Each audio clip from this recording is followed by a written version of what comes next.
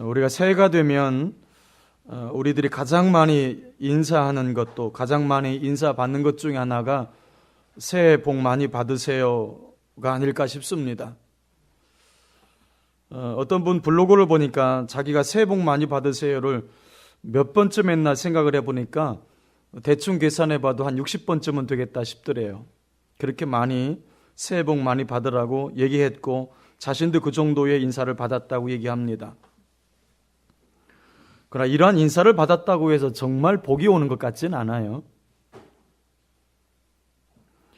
매년 이러한 인사를 우리가 받지만 1년 동안 살아보면 되는 일보다는 안 되는 일이 더 훨씬 많은 것을 보면 그렇습니다.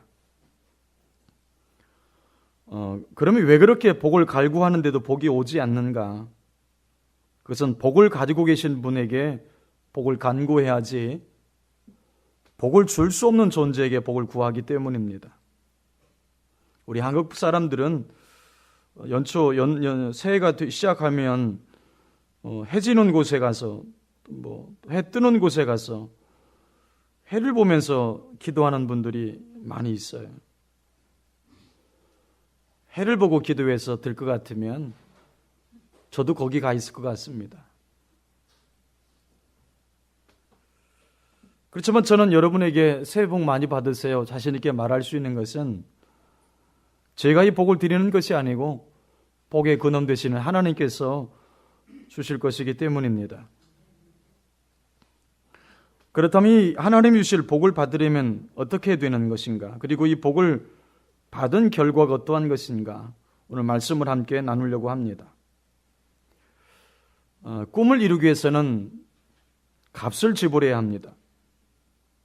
마찬가지로 복 있는 사람이 되려면 역시 값을 지불해야 합니다. 하나님은 행운을 기다리면서 아무것도 하지 않은 사람을 축복하시진 않아요. 매일 밤 복권에 당첨되게 해달라고 기도했다는 한 남자의 이야기를 읽었습니다. 하나님이여 제발 한 번만 복권에 당첨되게 해주십시오. 제가 다른 것은 원하는 것을 보셨습니까? 제발 좀 당첨되게 해주셔서 다시는 당신을 귀찮게 하는 일이 없도록 하십시오. 몇 년 동안 이렇게 기도하던 어느 날 꿈에 하나님이 나타나셔서 이렇게 말씀하셨답니다. 내가 최소한 복권 한 장이라도 산다면 복권 당첨을 고려해 보겠다 그러셨답니다.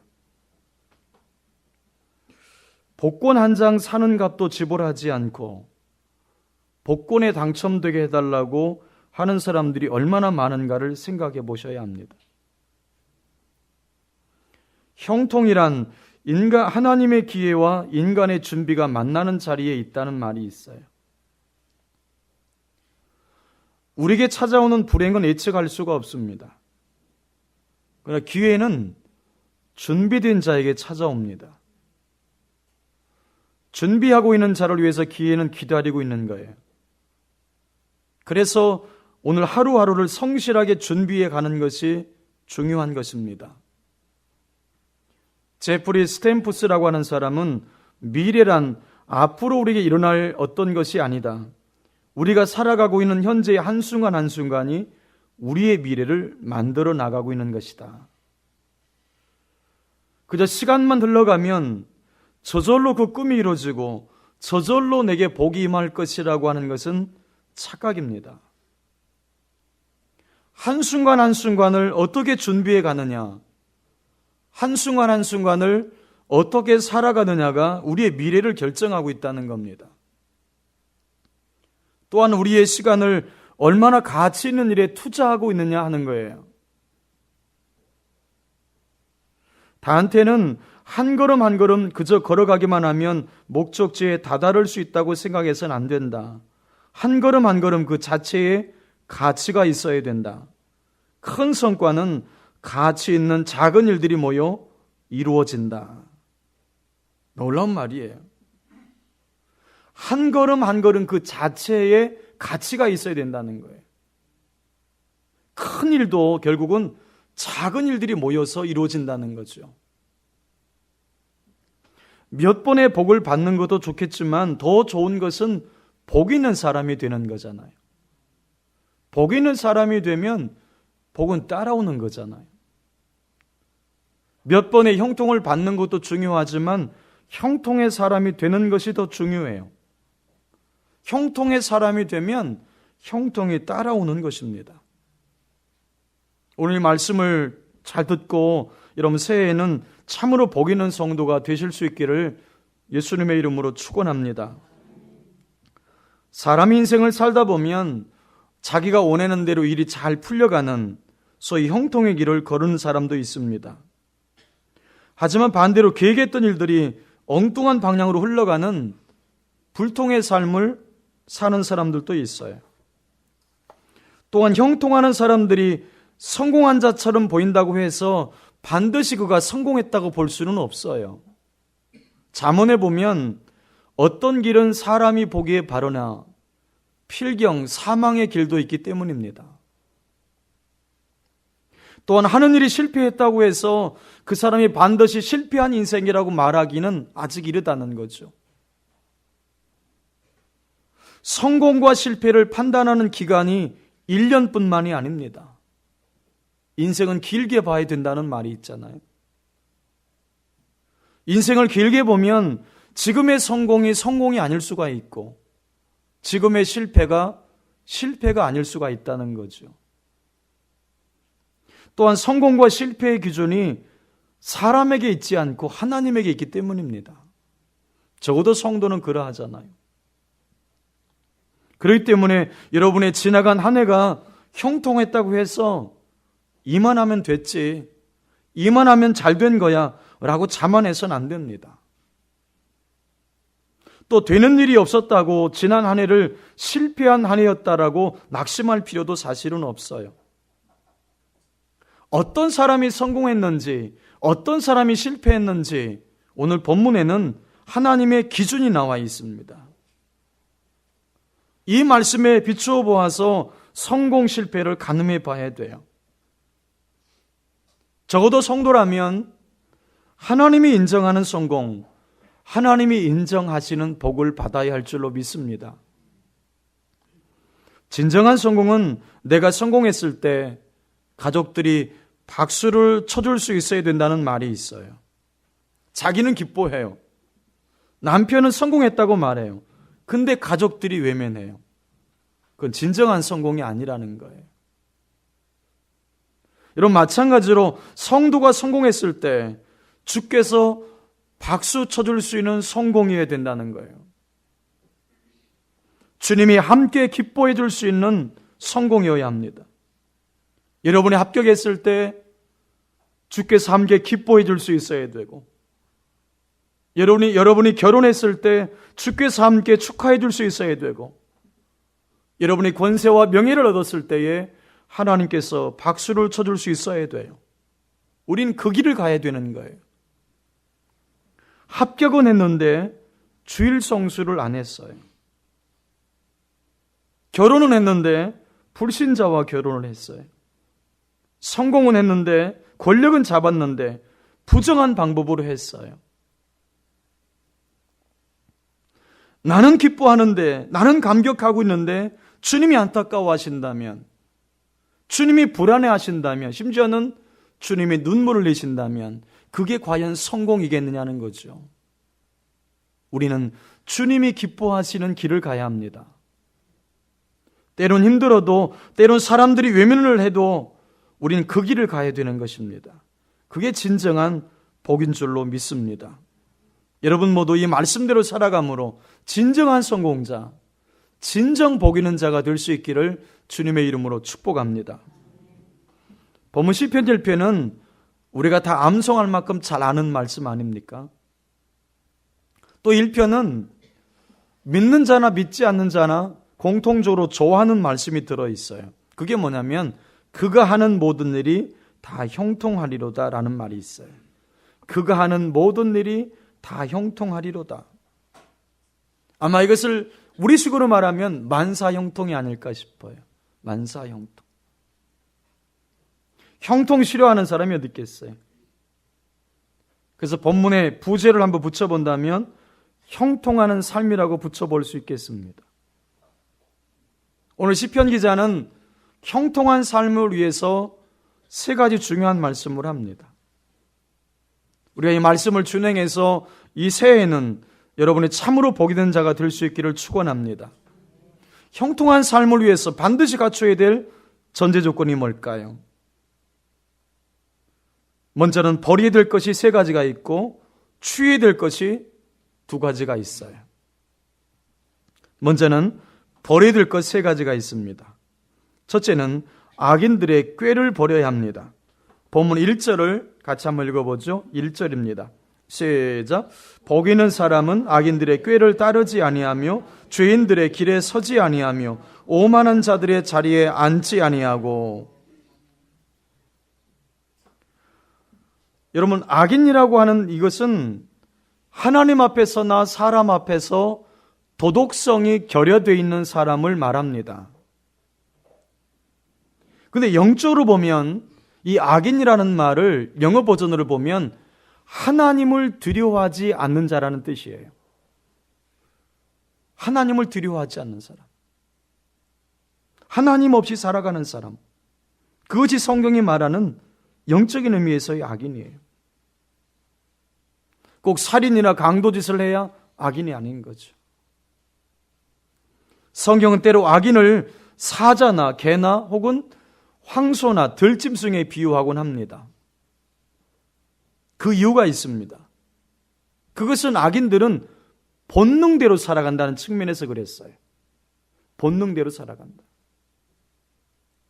마치 악인들은 짐승들이 본능대로 사는 것처럼 먹고 마시고 즐기고 자기 욕구를 채우기 위해서 서슴없이 행동한다는 것입니다. 본문에 나오는 의인의 길과 악인의 길의 차이가 있는데 다른 것이 아닙니다. 악인의 길은 자기 본능대로, 자기 감정대로, 자기 욕구대로 살아가는 길을 말해요. 죄의 길입니다. 반면에 의인의 길이 뭐냐면 말씀을 묵상하고 그 말씀을 따라 주께 순종하며 살아가는 길을 말해요. 생명의 길이죠. 같은 세상을 살고 같이 한 세상을 살지만 길이 다른 거예요. 본능대로 살아가는 사람과 주의 말씀에 순종하며 살아가는 사람들, 길이 다르다는 것입니다. 우리가 살고 있는 사회를 한번 가만히 보세요. 지난 한 해도 한번 뒤돌아보고 지금 3주째 맞고 있지만 지금 우리가 살고 있는 이 사회를 한번 가만히 보세요. 정말 인간 사회라고 말할 수가 있겠나 싶을 정도. 휴먼 소사이티라는 말을 과연 우리가 쓸 수 있겠는가? 도덕적으로만 봐도 얼마나 타락했는지 몰라요. 이 시대의 도덕성이 얼마나 천박해져 있는지 모릅니다. 돈 몇 푼 얻기 위해서 사람을 죽이고 보험금을 노리고 남편이 아내를 죽이는 사회입니다. 부모가 자식을 팔고 자식이 부모를 버리고 유산 몇 푼 때문에 형제간의 의인은 찾아볼 수가 없게 됐습니다. 사랑으로 미화되어 있는 수많은 불륜들을 우리는 보고 있어요. 몇 년 전만 해도 그래도 자식 때문에 참고 살았지만 요즘은 이혼이 너무 쉬워졌어요. 결혼 잘못 시켜놓으면 그 짐을 평생 부모가 지는 것 같아요. 요즘 사람들이 얼마나 사나워졌는지 몰라요. 눈이 마치 사자 눈 같아요. 사람 눈 쳐다보기가 겁이 나요. 얼마나 무서워졌는지 몰라. 밤에 짐승 만날까 봐 두려운 게 아니라 사람 만날까 봐 두려워요. 청소년 버전으로 말하면 중학교 2학년 애들 만날까 봐 겁이 나. 문제는 여러분, 우리가 이런 것에 너무 익숙해져 간다는 거예요.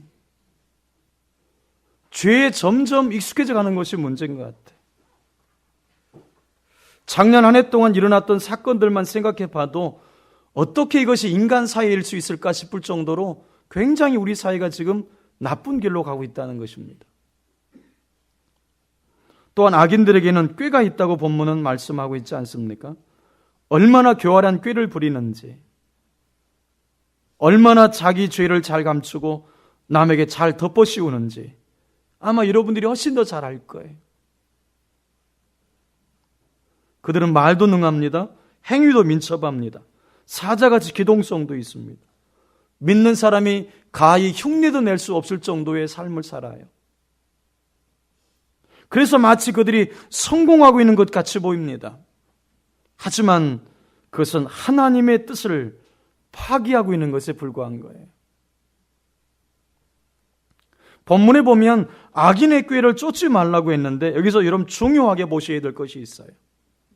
악인의 꾀를 쫓지 말라고 하는 것이 무슨 뜻인가 잘 보셔야 됩니다. 이것은 그들과 의논하지 말라는 뜻의 단어가 쓰여 있다는 점이에요.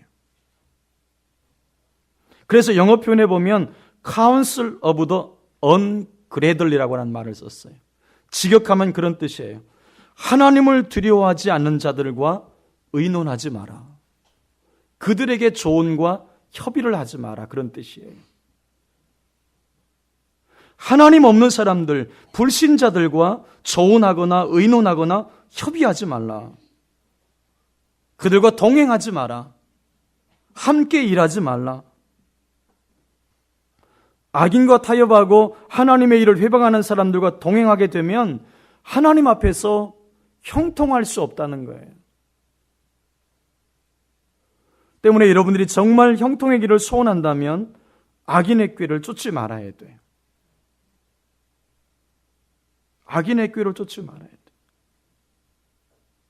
악인은 관사에서 꾀도 많고 말과 행동이 민첩해서 사람들 보기에는 일시적으로 성공한 사람들처럼 보여요. 하지만 본문 6절에 보면 악인의 길은 망하리로다 라고 결론이 내려져 있어요. 악인의 길은 결국 망한다. 여러분 에레미야를 읽다 보면 놀라운 표현이 몇 군데 나와 있어요. 하나님께서 유다 백성을 치기 위해서 바벨론을 들어 쓰십니다. 바벨론은 하나님께서 유다 백성을 훈련하는 데 쓰시는 도구였어요. 그런데 여러분 하나님께서 어떻게 바벨론을 끌어내시는지 잘 보시는지 아십니까? 바벨론은 그들의 죄에 의해서 멸망을 당할 것이다. 그런 편이 써여 있어요. 악인의 길은 일시적으로 성공하는 것처럼 보이지만 결국은 망한다는 것입니다. 본문 4절에도 보면 악인의 길을 바람에 나는 겨와 같다고 표현했습니다. 겨는 쭉정이를 말하잖아요. 쭉정이. 알곡이 들어있지 않는 거죠. 그래서 무가치한 것이죠. 텅 빈 거죠.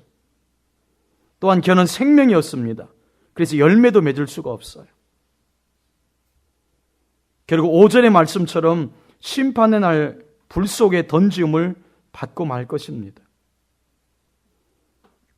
악인의 꾀를 쫓다가는 결국 우리도 심판의 대상이 될 수 있다는 거예요. 여러분 그렇기 때문에 악인의 형통, 하나님 없이 잘 되는 사람의 형통을 부러워하시면 안 되는 거예요. 악인의 꾀를 쫓다가 악인과 함께 먹고 살다가 악인과 함께 망한 사람의 대표가 롯입니다. 롯이 살았던 곳이 소돔과 고모라 땅 아닙니까? 좋은 땅이었기 때문에 만사가 형통한 것처럼 보였어요. 그런데 악인들과 함께 있다가 그들이 불탈 때 롯의 모든 소유도 다 불타버립니다. 겨우 생명만 구원받는, 그것도 자신의 의 때문이 아니라 아브라함의 애끓는 중보기도 때문에 겨우 몸만 빠져나오는 구원을 받아요. 또한 악인은 의인의 회중에 들지 못한다고 했습니다. 하나님의 거룩한 교회에 들 수 없다는 뜻이에요. 여러분은 주영광교회에 등록하고 주영광교회 교인이 되었습니다. 즉 등록이라고 하는 절차를 밟아서 의인의 회중에 들어온 거예요. 그러나 악인은 의인의 회중에 들 수 없다고 했습니다. 악인은 가라지이기 때문입니다. 가라지는 결코 곳간에 들어갈 수 없어요. 오직 불구덩이에 던져질 뿐입니다. 어느 농부가 가라지를 곳간에 넣겠어요? 하물며 하나님께서 가라지를 천국 곳간에 들이시겠습니까? 하나님은 가라지를 솎아내시고 갈라놓으시고 구별하셔서 결국은 불못에 던지실 겁니다. 이것이 악인의 운명이고 가라지의 운명이에요. 우린 누가 가라지인지 몰라요. 다만 우리가 알 수 있는 것은 악인의 꾀를 쫓다가 우리가 가라지가 될 수 있다는 겁니다. 이 본문을 주석했던 박윤선 박사가 이런 말을 한 적이 있습니다. 한국교회는 지나치게 은혜만을 강조해서 대충 예수 믿어도 천국 가는 줄로 가르쳤다. 그것이 한국교회의 치명적인 약점이다. 그런 주석을 했어요. 여러분, 잘못 믿었는데 천국 가는 길은 없어요. 악인의 꾀를 쫓다가 가라지 될 수 있다는 것을 우리가 기억해야 돼요. 우리는 분명히 알아야 합니다. 하나님 앞에서 악인의 길을 쫓는 사람은 결코 형통의 삶을 누리지 못한다는 점이에요. 한 걸음 더 나아가서 악인의 길을 쫓는 이상 악인이 심판당할 때 같이 심판당할 수 있다는 것을 우리가 기억해야 합니다. 둘째는 죄인의 길에 서지 말아야 된다고 말씀을 합니다. 죄인의 길에 서지 말아야 된다. 여기 죄인의 길이라고 하는 말은 불순종의 길, 불법자의 길을 말합니다. 죄라고 하는 단어의 뜻이 참 재밌어요. 이 죄라고 하는 단어의 뜻은 관역에서 벗어난 화살이라는 뜻이에요. 관역에서 벗어난 화살이라는 뜻이에요. 관역에 못 미쳤든지 관역을 지나쳤든지 빗나간 것을 죄라고 합니다. 하나님의 말씀에 못 미치거나 지나치거나 빗나간 것이 죄인 거예요. 이 길은 불순종의 길이죠. 아담의 길이고 가인의 길이고 발람의 길이고 가룟 유다의 길입니다. 하나님의 뜻에 못 미친 자의 길이라고 했기 때문에 한 달란트 받은 종의 길일 수도 있습니다. 결코 이 길에 서지 말아야 되는 거예요. 여러분, 이 길에 내 인생을 세워가면 안 되는 거예요. 영어 표현이 참 의미가 있어 보입니다. Stand in the way of sinners. 죄인들의 길에 서지 아니하며. 여러분, 어디에 여러분의 인생을 세워가고 있는지 한번 보세요. 한번 비교해 보면 이렇습니다. 의인과 악인이 세우는 것에 차이가 있어요. 자, 골로새서 2장 6절 7절을 한번 읽어보겠습니다. 골로새서 2장 6절 7절입니다. 시작. 그러므로 너희가 그리스도 예수를 주로 받았으니 그 안에서 항해하되 그 안에 뿌리를 박으며 세움을 받아 교훈을 받은 대로 믿음에 굳게 서서 감사함을 넘치게 하라. 아멘. 자, 악인들은 죄인의 길에 자기 인생을 세워간다는 거예요. 죄인의 길에 자신의 인생을 스탠드해 간다는 거예요. 근데 의인은 어디에 세워가는지 잘 보세요. 의인들은, 하나님 섬기는 백성들은 어디에 자신의 인생을 세워가느냐, 스탠드해 가느냐, 그 안에 뿌리를 박으며 세움을 받아, 그렇게 말씀해요. 주님 위에 자신의 인생을 세워간다는 거예요. 주님 위에 자신의 인생을 세워간다. 또 보세요. 교훈을 받은 대로 믿음에 굳게 서서, 교훈을 받은 대로 믿음에 굳게 서서, 말씀 위에, 믿음 위에 자신을 세워간다는 거예요. 전혀 다르죠, 그죠? 어디에 세우느냐? 어디에 인생을 세워가느냐? 세상 사람들처럼 죄인의 길에 내 인생을 세워가고 있다면 결코 그 인생이 형통할 수가 없다는 거예요. 여러분, 요즘 어떤 음식이 먹고 싶으십니까? 제가 사드릴 수도 있으니까 대답해도 돼요. 요즘 어떤 음식이 여러분 먹고 싶으세요? 제가 수술하고 나서 그 교수님의 말을 너무 잘 듣잖아요. 그러다 보니까 교수님께서 이 패스트푸드 먹지 마라. 그래서 가끔 먹었던 맥도날드를 못 가고 있어요. 또 못 먹으니까 더 먹고 싶은 거예요.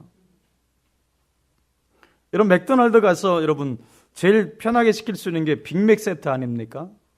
빅맥 세트 시키면 햄버거 하나 딱 주고 그 다음에 감자튀김 하나 나오고 음료 하나 선택할 수 있잖아요. 여러분 형통이라고 하는 것을 빨대를 한번 생각해 보면 도움이 될 것 같아요. 빨대. 우리가 쉽게 생각하는 것 중에 하나가 여러분 빨대를 음료컵에 꽂고 빨면 음료수가 올라오잖아요. 너무나 당연한 원리인데 음료가 올라오는 이유는 그 컵에 음료가 들어있기 때문인 거죠. 그 컵에 만약에 물이 들어있다면 물이 올라올 거예요. 형통도 비슷한 면이 있어요. 여러분 깊이 판다고 나오는 것도 아니고 큰 파이프를 쓴다고 해서 나오는 것도 아니에요. 그리고 오래 판다고 해서 나오는 것도 역시 아니에요. 물이 있는 곳에, 물이 들어있는 곳에 파이프가 들어가야 물이 나오는 거예요. 여러분 형통도 마찬가지예요. 형통이 올라오는 곳에 서 있어야 되는 거예요. 죄인들의 길이 아닌 믿음의 길에 서야 형통이 올라오는 거예요. 왜냐하면 그 형통을 주시는 분이 하나님이신 까닭입니다. 여러분 한번 생각할 것이 있습니다. 우린 형통 그러면 돈 잘 벌고 몸 건강하고 하는 일마다 잘 되는 것, 그것이 형통이라고 생각을 합니다. 그것이 형통이 아닌 것은 아니지만 참된 형통은 사실은 그것은 아니에요. 그것만을 의미하진 않아요. 여러분 참된 형통이라고 하는 것은 세상 사람들로 말하면 행복입니다. 행복한 것. 근데 영적으로 말하면 하나님이 주신 복을 누리는 것을 말해요. 서로 사랑하고 내게 주어진 일 속에서 기쁨을 얻고 가치감을 얻고 작은 것이라도 누리며 나누며 사는 것. 바로 그것입니다. 여러분 아무리 많은 돈을 벌으면 뭐예요? 아무리 건강하면 뭐예요? 집에 들어오면 서로 싸우고 자식들 속 썩이고 돈을 벌면 모두 약값으로 나가고 병원비로 나가고 남편은 밖에 나가서 미스김 만나고 다니고 아내는 좋은 차 사주었더니 미스터김 만나느라 바쁘고 여러분 돈이나 명예나 권세, 고급스러움, 화려함 여러분 이것이 형통이 아니에요. 주님이 내게 주신 것을 누리는 것, 주님이 내게 주신 것이 혹 작을지라도 그것을 누리고 나누고 베풀고 살아가는 것, 그 속에서 누리는 행복이 진정한 형통입니다. 우리 지용강의 모든 성도는 이 복을 누리실 수 있기를 축복합니다. 셋째는 오만한 자의 자리에 앉지 말아야 합니다. 이 시편 기자가 얼마나 영감 있는 시를 쓰고 있는지 몰라요. 우리는 지금 한글 성경에서는 분명하게 드러나 있지 않지만 참 영감 있는 시를 쓰고 있습니다. 좀 빗나간 얘기하면 시편 119편은 놀랍게도 히브리어 알파벳 순서대로 다 쓰여 있어요. 놀랍습니다. 이걸 쓰는 것들 보면. 오늘 본문의 시편도 보면 몇 가지 원리에 의해서 쓰여지고 있음을 보게 됩니다. 처음에는 악인의 꾀를 쫓지 말라고 말씀합니다. 단어로 영어 단어를 보면 워크하는 것입니다. 왜냐하면 악인의 꾀를 쫓다가 악인의 길을 걷게 되기 때문이라는 것입니다. 또한 죄인의 길에 서지 말라고 합니다. 영어로는 스탠드 하지 말라는 것입니다. 왜냐하면 결국 그렇게 되면 오만한 자의 자리에 앉게 되기 때문이라는 것입니다. 그래서 마지막에 sit 한 것입니다. work, stand, sit. 갈수록 복잡해져 가는 것을 보이고 갈수록 뭔가가 좀 커져가는 것이 보이지 않습니까? 하나님이 대적하는 자가 되었는데 잘 될 수가 있습니까? 하나님이 대적하는 자가 되었는데 어떻게 잘 되겠어요? 결국 멸망하게 되는 거죠. 한 개인이든 한 나라든 한 기업체든. 얼마 전에 영화를 보는데, 집에서 TV로 영화를 보고 있는데 거기에서 한 사람이 멘트 하나가 제 마음에 와닿았습니다. 명성을 쌓는 것은 오래지만 무너지는 것은 한순간이다. 우리가 다 아는 이야기지만 참 마음에 와닿았어. 우리가 한 사람이 명성을 쌓기 위해서 얼마나 많은 노력을 합니까? 얼마나 많은 노력들이 들어가요. 수많은 시간이 들어가잖아요. 근데 무너지는 것은 한순간이라는 거예요. 교만하면 하나님이 무너뜨리시는 거예요. 근데 겸손하면 주시는 은혜가 넘칩니다. 그래서 베드로 사도는 다 서로 겸손으로 허리를 동이라. 하나님은 교만한 자들을 대적하시되 겸손한 자들에게 은혜를 주시느니라. 한번 따라 볼까요? 겸손한 자들에게 은혜를 주시느니라.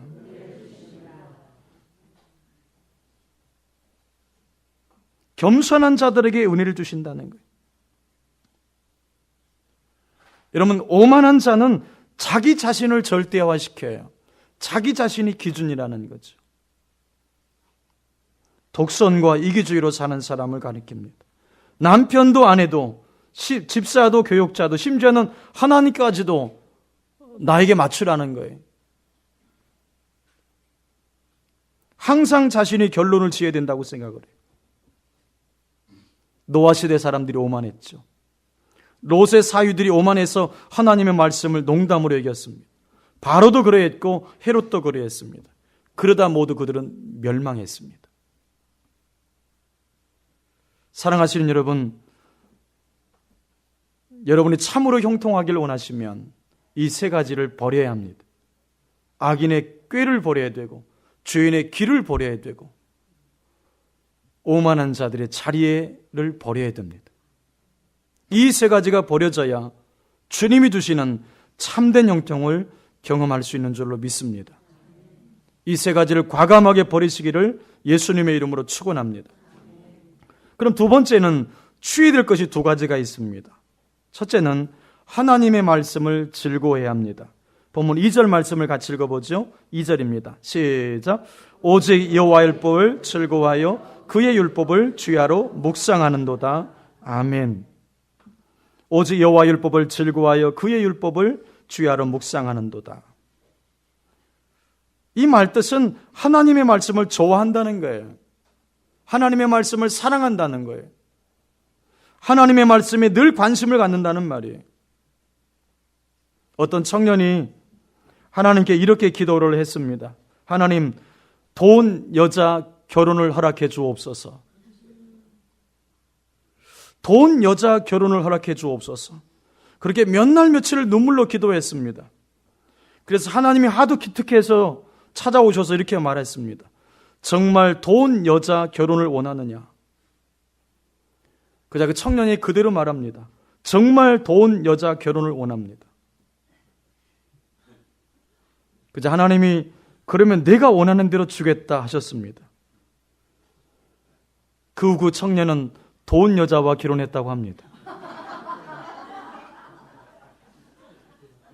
이 수준 높은 이야기를 알아들으시는 여러분의 수준이 상당히 높다는 걸 제가 알겠습니다. 여러분이 가장 좋아하는 것 세 가지를 한번 뽑아보세요. 내가 이 시간 가장 좋아하는 것 세 가지가 뭘까? 먼저는 아내를 좋아할 거고, 표정이 아닌 것 같으신데 남자분들이. 그 다음에 뭐 자식도 있을 거고, 그죠? 뭐가 또 있겠죠, 그죠? 여러분이 가장 좋아하는 것 세 가지를 한번 뽑아보세요. 근데 여러분, 그 중에 말씀이 들어있느냐는 거죠. 자, 세 가지는 너무 좁다고 생각하면 이제 5가지를 한번 생각해 보세요. 여러분이 좋아하는 것 5가지 중에 과연 말씀이 들어있느냐는 것이죠. 여러분, 그렇지 않다면 우리는 말씀을 즐거워한다고 볼 수가 없습니다. 주일 예배 드리고 가서 집에 가서 성경을 읽으십니까? 안 하는 것만 질문하는 것처럼. 하루를 시작하시면서 여러분 성경을 읽으십니까? 한 주일을 살아가면서 목사님의 주일 말씀을 사모하십니까? 아니십니까? 만일 여러분이 정말 형통하기를 원하신다면 하나님의 말씀을 간절히 소원하고 그리고 유일한 기쁨의 이유로 삼으실 수 있어야 돼요. 말씀을 가까이 하고 그분의 말씀을 즐거워하는 자를 하나님은 형통케 하신다는 사실을 잊지 않으셔야 돼요. 둘째는 그 말씀을 주야로 묵상해야 합니다. 여기 주야라고 하는 말은 항상이라고 하는 의미가 담겨 있어요. 항상. 한두 번 성경을 펴보지 않은 사람이 어디 있겠어요?